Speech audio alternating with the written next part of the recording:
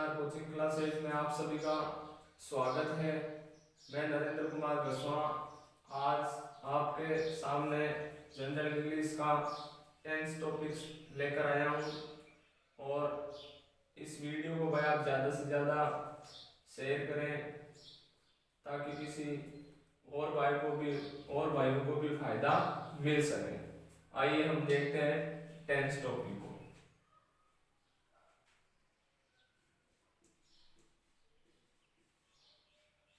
तो देखो भाइयों, जो ग्रामर का जो सबसे महत्वपूर्ण टॉपिक होता है, इंपॉर्टेंट टॉपिक होता है, वो टेंस होते हैं।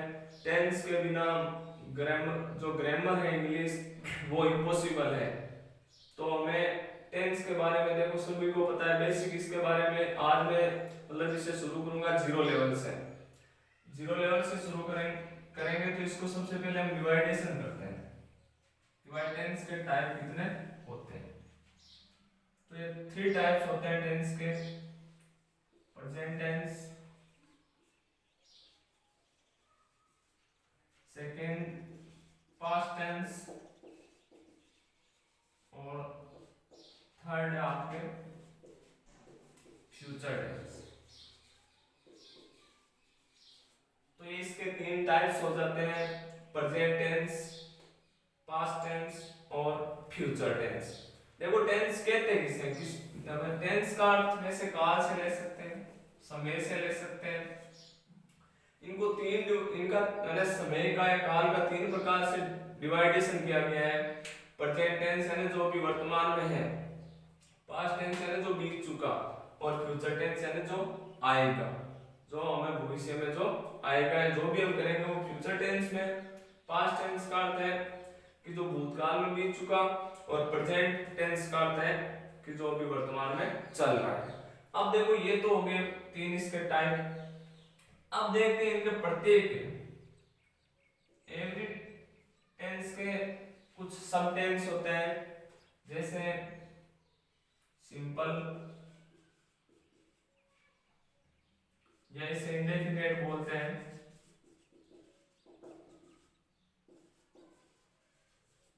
सेकेंड है कॉन्टिन्यूअस, थर्ड है परफेक्ट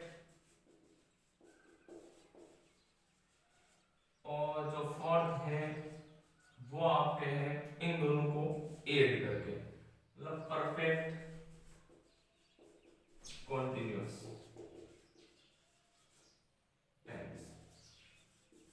तो देखो ये इनके सब पार्ट होते हैं, प्रत्येक टेंस के ये सब पार्ट होते हैं। जैसे हो गया सिंपल प्रेजेंट या present indefinite tense, present continuous tense, present perfect tense और प्रेजेंट परफेक्ट कंटीन्यूअस टेंस। इसी प्रकार से पास्ट सिंपल या simple past tense, past indefinite tense, past continuous tense, past perfect tense और पास्ट परफेक्ट कंटीन्यूअस टेंस। इसी प्रकार से हो गया फ्यूचर सिंपल या future indefinite tense, future continuous tense और फ्यूचर परफेक्ट टेंस और फ्यूचर परफेक्ट कंटीन्यूअस टेंस। तो इस प्रकार से ये इनके सब पार्ट हो गए।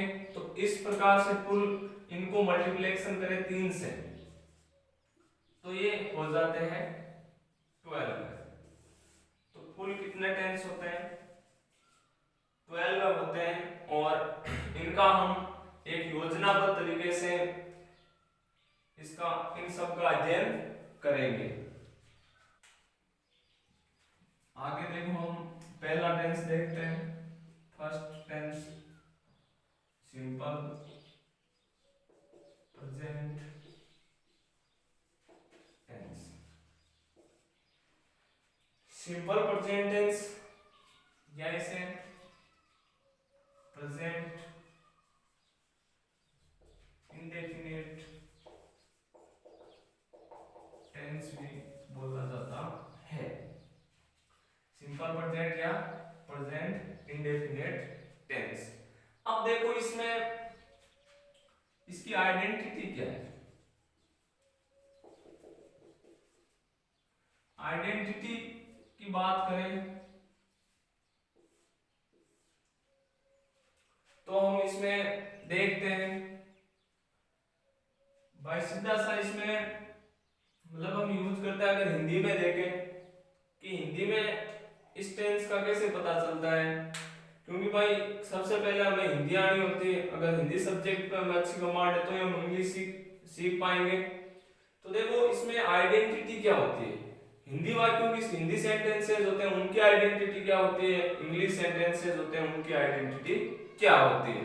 तो देखो यहाँ पे इसके हिंदी में, हिंदी वाक्यों के अंत में, हिंदी वाक्यों के अंत में एंड में ता है, ती है, ते है, ता हूं और ती हूं इत्यादि आए तो वहां कौन सा टेंस होता है, प्रेजेंट सिंपल टेंस। तो भाई एंड में आइडेंटिटी क्या है, हिंदी वाक्यों के, हिंदी सेंटेंस के,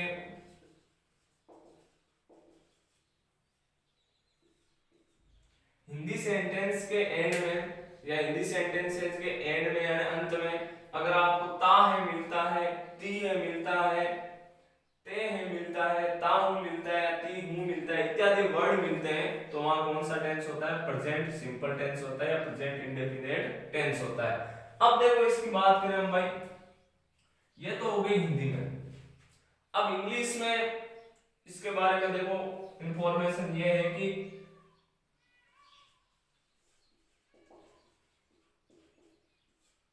इसकी जो आइडेंटिटी होती है वो होती है आपके जैसे हेल्पिंग वर्ब्स,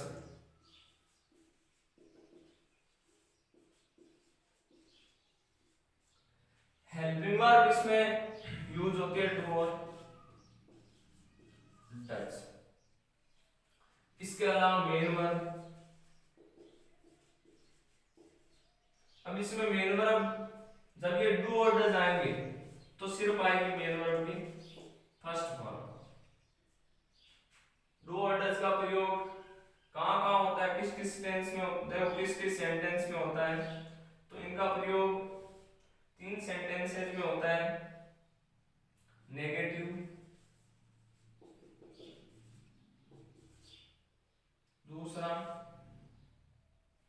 इंट्रोगेटिव, इंटरोगेटिव में, और तीसरा आपके है इंट्रो नेगेटिव।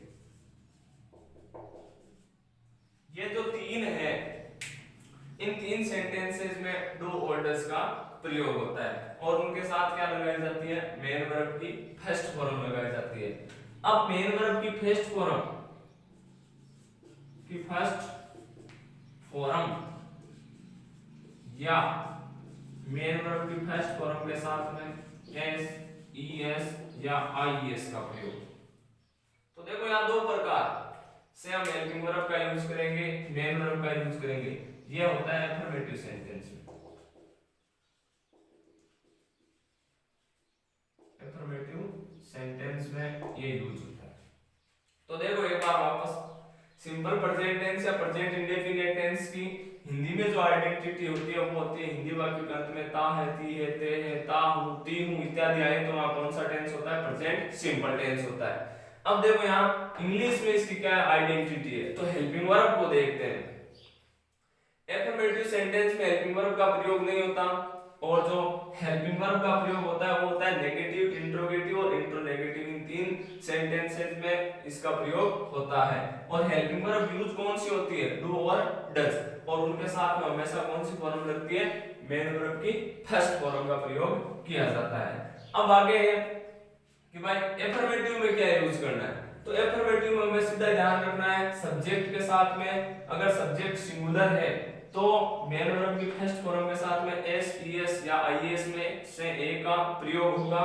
अगर सब्जेक्ट प्लूरल है तो मेन वर्ब की सीधी सी बात है उसमें फर्स्ट फॉर्म का प्रयोग होगा।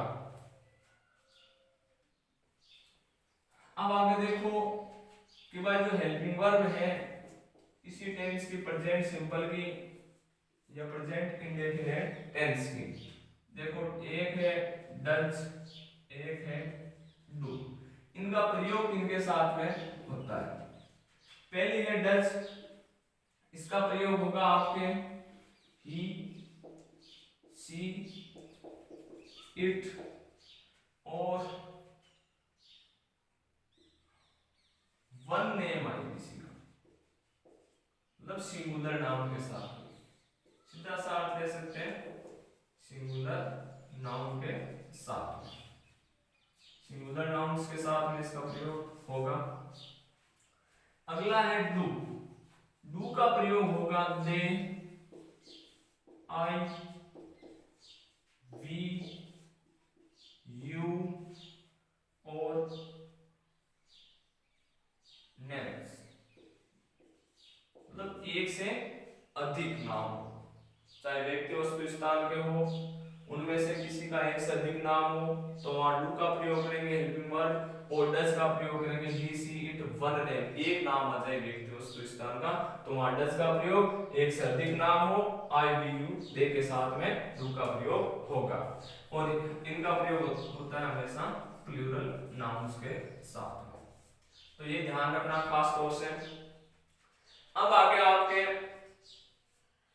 इसमें मेन वर्ब मैंने बताई थी, एफर्मेटिव सेंटेंस की बताई थी कि एफर्मेटिव सेंटेंस में एस, ईएस या आईएस का प्रयोग वर्ब के साथ में होता है जब सब्जेक्ट क्या हो, सिंगुलर हो, और जब सब्जेक्ट प्लूरल हो तो सीधा सा ध्यान रखना है हमें सिर्फ और सिर्फ मेन वर्ब की फर्स्ट फॉर्म का ही प्रयोग करना है।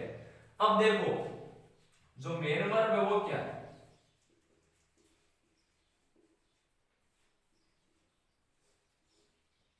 मेन वर्ब का अर्थ होता है मुख्य क्रिया, action denoting verb, action denoting word, इन्हें कहा जाता है एक्शन डिनोटिंग वर्ड्स कहा जाता है, कि जो किसी कार्य को में इंगित करते हैं। और अगर बात बताऊं हिंदी में, मैक्सिमम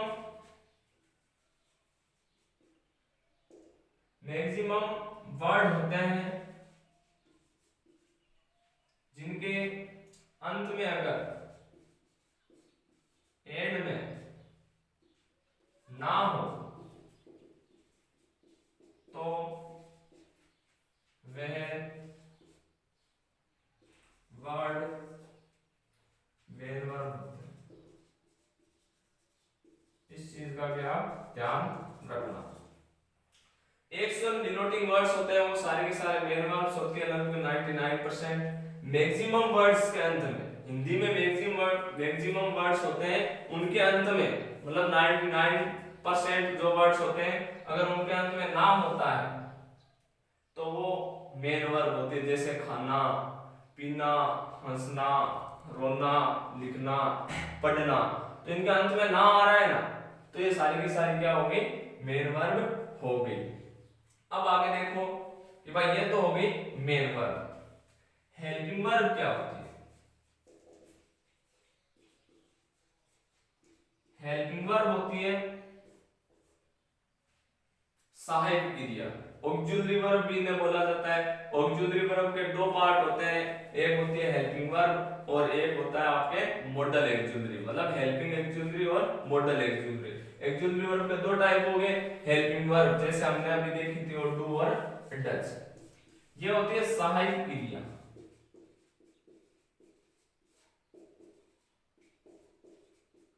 ये सहायक क्रियाएं होती है और ये हमेशा सब्जेक्ट के साथ में लगती है। तो देखो आगे देखते हैं सिंपल प्रेजेंट टेंस में हमने ये भी पढ़ लिया था कि इसकी हेल्पिंग वर्ब्स कौन सी होती है। इनकी हेल्पिंग वर्ब होती है वो एफर्मेटिव में तो होती नहीं, प्रेजेंट सिंपल टेंस के एफर्मेटिव में कोई हेल्पिंग वर्ब का प्रयोग नहीं किया जाता है। और जो नेगेटिव है, इंट्रोगेटिव है, इंट्रोनेगेटिव है, वहां पे आपको डू और डज का प्रयोग करना है। डज का प्रयोग singular noun he, she, it और एक नाम हो तो वहां पे किसी पर्सन का नाम हो तो वहां पे मतलब आपके डज का प्रयोग होगा और डू का प्रयोग होगा प्लूरल नाउन्स के साथ में, जैसे आई, वी, यू, दे और एक से अधिक नाम हो तो वहां पे डू का प्रयोग होगा। अब देखो डू डज के साथ में हमेशा मेन वर्ब की फर्स्ट फॉर्म लगेगी, और जो एफर्मेटिव सेंटेंस है उसमें सब्जेक्ट पे डिपेंड करेगा कि मेन वर्ब की फर्स्ट फॉर्म लगानी है, मेन वर्ब की फर्स्ट फॉर्म के साथ में एस, एस या आईएस का प्रयोग करना है। अब देखो ये भाई मैं आपको जीरो लेवल पे बढ़ा रहा हूं, आप में से अधिकांश हैं जिनको ये आता भी है तो वो सोचेंगे कि ये क्या पढ़ा रहे हैं, लेकिन यही शुरुआत है। कुछ ऐसे भी आप में मिलेंगे जिनको बहुत कम आता है टेंस के बारे में, तो उनके लिए जीरो लेवल सीख पहले ये चीजें सीखनी अति आवश्यक है भाई, तो इसलिए मैं ये पढ़ा रहा हूं। तो देखो सेंटेंस स्ट्रक्चर,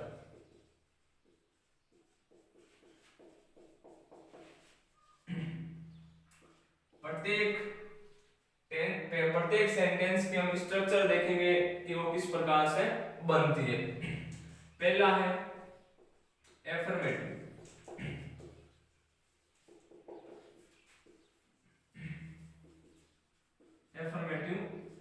सेंटेंस की स्ट्रक्चर देखो क्या है। सबसे पहले सब्जेक्ट, उसके बाद में मेन वर्ब की फर्स्ट फॉर्म या ऑब्लिक मेन वर्ब की फर्स्ट फॉर्म के साथ एस, ईएस या आईएस का प्रयोग, इनमें से एक का प्रयोग करना है, तीनों का तो साथ में हो नहीं सकता, तो इनका प्रयोग करना है आपको। वर्ब पे वो डिपेंड करेगा कि वर्ब के अंत में क्या है, तो उस प्रकार से हम इनका प्रयोग करेंगे। इसके अलावा इनके साथ में लगेगा ऑब्जेक्ट। तो इस प्रकार से ये होगी एफर्मेटिव सेंटेंस की प्रेजेंट सिंपल टेंस की स्ट्रक्चर, संरचना होगी। सबसे पहले सब्जेक्ट, मेन वर्ब की फर्स्ट फॉर्म, अगर सब्जेक्ट प्लूरल है, अगर सब्जेक्ट सिंगुलर है तो मेन वर्ब की पहली फॉर्म के साथ एस, ईएस या आईएस में से एक को प्रयुक्त करना है, और फिर आपका ऑब्जेक्ट और जो अदर है वो पीछे आ जाएगा। अब देखते हैं second, negative sentence.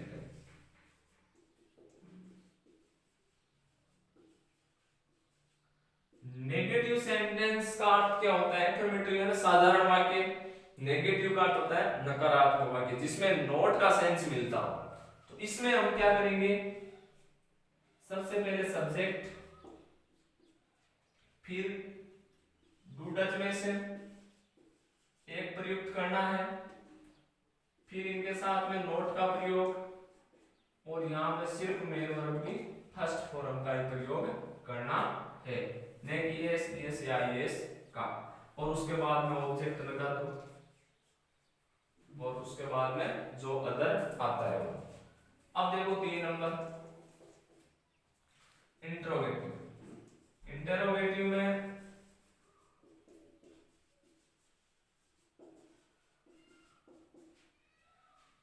Interrogative sentence में सबसे पहले इंट्रोगेटिव सेंटेंस के बारे में जानेंगे होता क्या है। इंट्रोगेटिव सेंटेंस का अर्थ होता है प्रश्नवाचक वाक्य, और ये 2 प्रकार से शुरू होते हैं, एक तो WH वर्ड से, ये 2 प्रकार से शुरू होते हैं, एक WH वर्ड और एक हेल्पिंग वर्ड।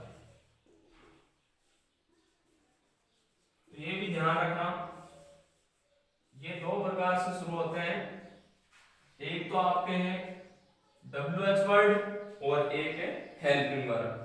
हेल्पिंग वर्ब से शुरू होते हैं, उनका हिंदी अर्थ प्राय क्या से निकाला जाता है, और जो WH वर्ड होते हैं वो सारे के सारे जैसे व्हाट, वेयर, तो ये सारे के सारे क्या है, WH वर्ड है।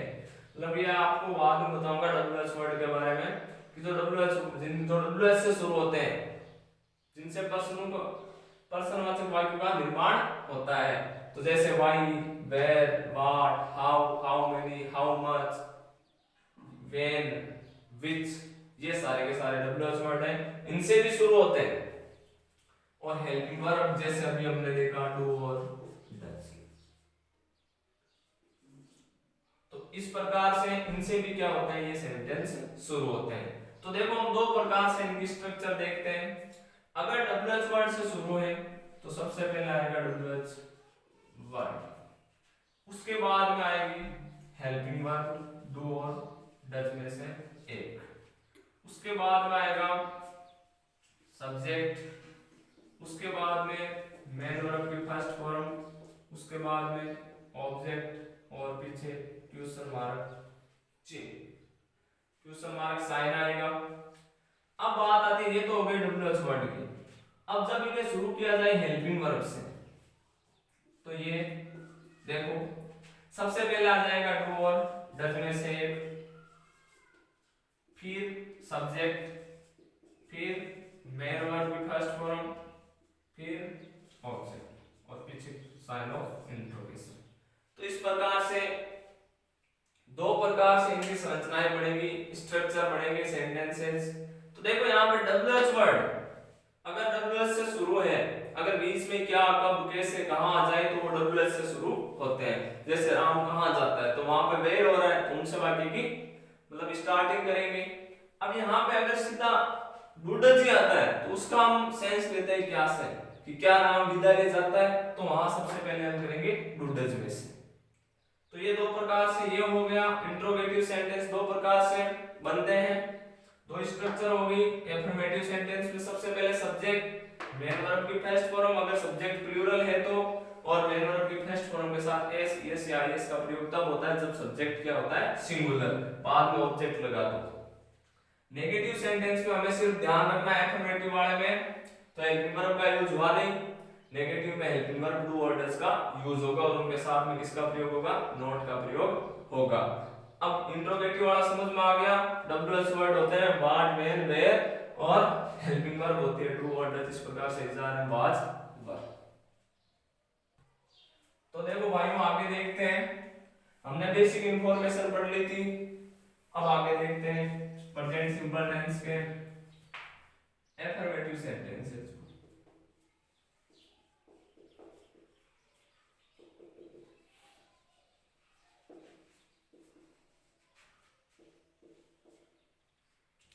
इसके एग्जांपल देखते हैं। एग्जांपली ग्रेसिया, एग्जांपली EXEMPLIGRATIA, एग्जांपली ग्रेसिया इसका मतलब उदाहरण के तौर पर। जैसे रमेश विद्यालय जाता है। बेसिक पढ़ा रहा हूं, एकदम इजीली देखना, जीरो लेवल से, और आपको मैं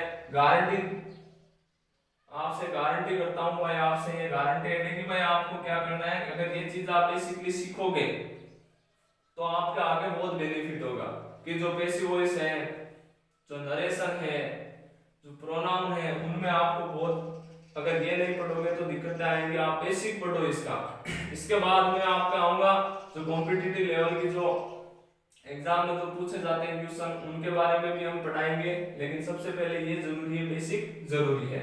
तो देखो रमेश विद्यालय जाता है, तो यहाँ पे सबसे पहले सब्जेक्ट क्या है, सब्जेक्ट हम पहचान करेंगे, विद्यालय कौन जाता है भाई, रमेश जाता है, कि जो सबसे पहले आ गया वो सब्जेक्ट। विद्यालय क्या हो गया इसमें, ऑब्जेक्ट, और ता है जाना। लास्ट में मैंने बताया था अगर हिंदी वाक्य में हमें ता है, ती है, ते है, ता हूं, ती हूं आता है तो वहां प्रेजेंट सिंपल टेंस होता है। हमने इसका स्ट्रक्चर भी जाना था, सबसे पहले सब्जेक्ट, मेन वर्ब और फिर ऑब्जेक्ट। अब देखो यहां पर लिख दिया रमेश, इसके बाद में रमेश है सिंगुलर है या प्लूरल है, रमेश सिंगुलर पर्सन है, तो रमेश सिंगुलर पर्सन है, तो यहाँ पे क्या करेंगे, रमेश के लिए सिर्फ मेन वर्ब की पहली फॉर्म नहीं लगाएंगे, बल्कि मेन वर्ब की पहली फॉर्म के साथ में एस, एस या आईएस में से एक का प्रयोग करेंगे। अब मेन वर्ब यहाँ पे जाना तो गो, और जिन वर्ब्स के एंड में O, X, C H, S H, Z ये आते हैं या डबल एस आते हैं, उनके अंत में हमेशा यस का प्रयोग किया जाता है। तो रमेश गोज, और कहीं पे जाते हैं तो किस प्रेपोजिशन का यूज करते हैं, टू का, और कहां पे, स्कूल। तो ये हो गया हमारा फर्स्ट सेंटेंस कि रमेश गोज टू स्कूल। अब देखो स्ट्रक्चर हो गया वही, सब्जेक्ट, मेन वर्ब के साथ में yes plus preposition plus object. तो हमारा जो मुख्य है तो ये तो चलो आता ही है, लेकिन ये हमारा सब्जेक्ट, मेन वर्ब और ऑब्जेक्ट। इस प्रकार से ये हो गया।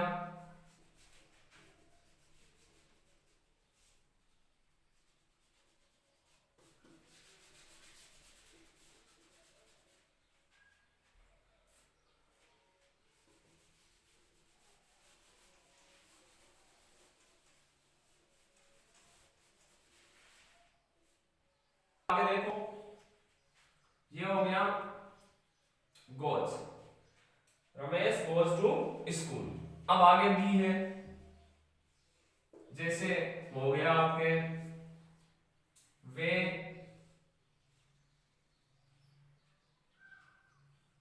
जयपुर से आते हैं। तो देखो अब यहाँ पे क्या है, वे है, तो इसको हम लिखेंगे दे। अब दे प्लूरल है तो आना, देखो वर्ब क्या होगी यहाँ पे, आना हो गई। वे जयपुर से आते हैं तो दे। अब देखो यहाँ पे सिर्फ मेन वर्ब की फर्स्ट फॉर्म आएगी, क्योंकि दे क्या है, प्लूरल नाउन है। जैसे आ गया यहाँ पे दे कम, फर्स्ट फॉर्म हो गई, कहां से, फ्रॉम, और कहां से, जयपुर। तो ये हो गया कि दे कम फ्रॉम जयपुर। इस प्रकार से हम सेंटेंस का मतलब बिल्ड कर सकते हैं। आप ये देख लेना, ये सूत्र लगा लेना, आप ये फार्मूलाज लगा देना जो मैंने यहाँ पे आपको लिखाए हैं, मेरी गारंटी है आप आसानी से सेंटेंस का स्ट्रक्चर बना लोगे। अब आगे देखो नेगेटिव सेंटेंस।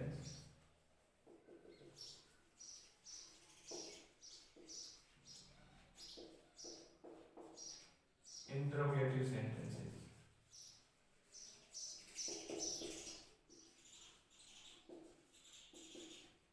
नेगेटिव सेंटेंस में वही सबसे पहले ध्यान रखेंगे, जैसे जैसे हम जयपुर से आते हैं, तो देखो यहाँ पर सबसे पहले हम जयपुर से नहीं आते हैं या हम नहीं पढ़ते हैं, तो वी सबसे पहले।